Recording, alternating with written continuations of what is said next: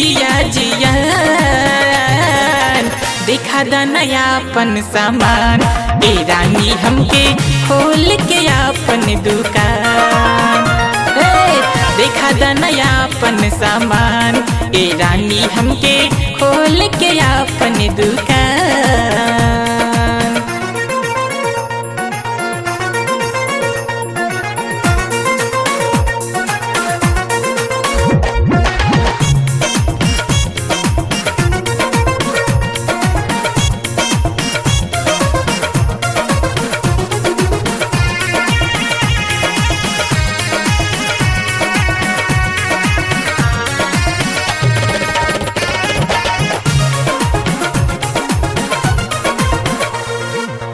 मन कर भली हम तो के अखबार में ही मजा चल के लूटल जाई मादा मई बाजार में।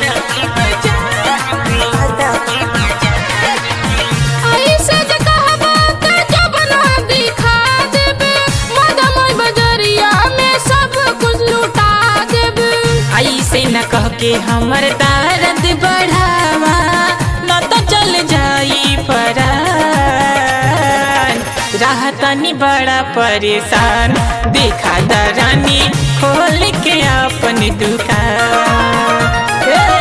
राहतनी बड़ा परेशान देखा दा रानी खोल के अपन सामान।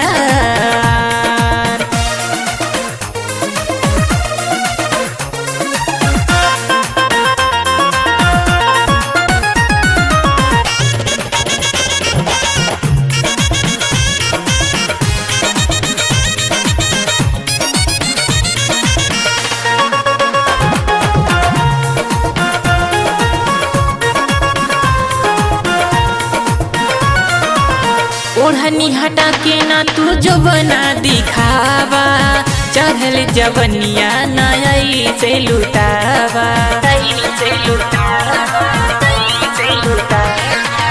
जो बिना दिखाए चाहे ओढ़नी हटाई रोडवा पे चाहे सबके जियते मुआई।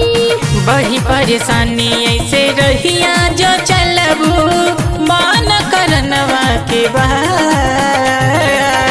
दिखा दना अपन सामान ए रानी हमके खोल के अपन दुकान।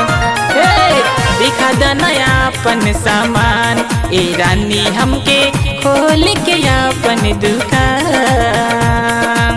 बड़ी जान मार लागे तोहरो जवनिया तोहरो जवनिया।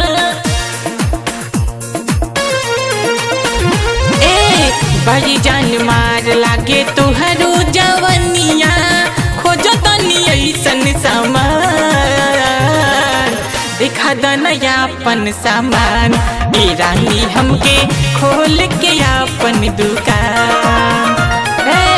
देखा दा नयापन सामान ए रानी हमके खोल के अपन दुकान।